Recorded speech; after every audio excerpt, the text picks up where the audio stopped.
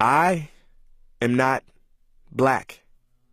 I mean, that's what the world calls me, but it's not me.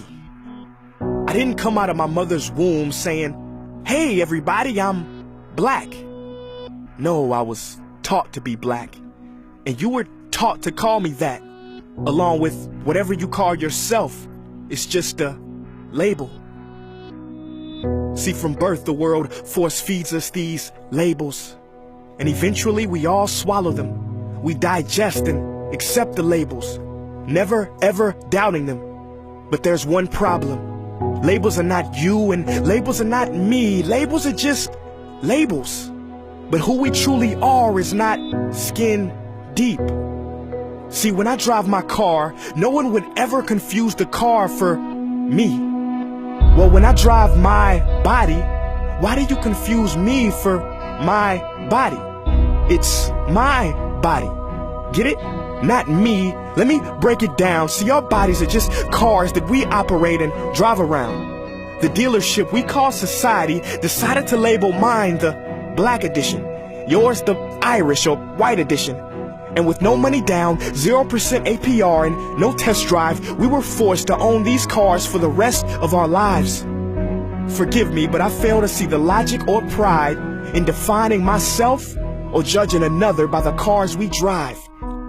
Because who we truly are is found inside. Listen, I'm not here to tell you how science has concluded that genetically we're all mixed and race in the human species doesn't exist, or how every historian knows that race was invented in the 15th century to divide people from each other and it has worked perfectly. No, I'm not here to lecture. I just want to ask one question. Who would you be if the world never gave you a label? Never gave you a box to check?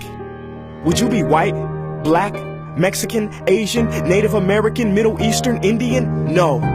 We would be one. We would be together. No longer living in the era of calling human beings black people or white people. These labels that will forever blind us from seeing a person for who they are, but instead seeing them through the judgmental, prejudicial, artificial filters of who we think they are. And when you let an artificial label define yourself, then my friend, you have chosen smallness over greatness and minimized yourself, confined and divided yourself from others. And it is an undeniable fact that where there is division, there will be conflict, and conflict starts wars. Therefore, every war has started over labels. It's always us versus them. So the answer to war, racism, sexism, and every other ism is so simple that every politician has missed it. It's the labels. We must rip them off.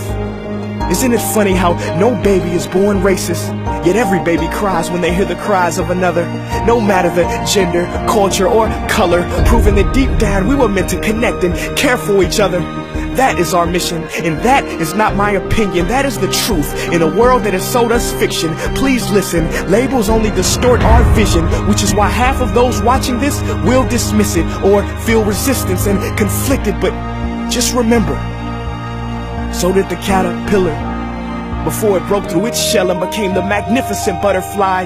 Well, these labels are our shells, and we must do the same thing so we can finally spread our wings. Human beings were not meant to be slapped with labels like groceries and supermarkets. DNA cannot be regulated by the FDA. We were meant to be free, and only until we remove them all and stop living and thinking so small will we be free to see ourselves and each other for who we truly are.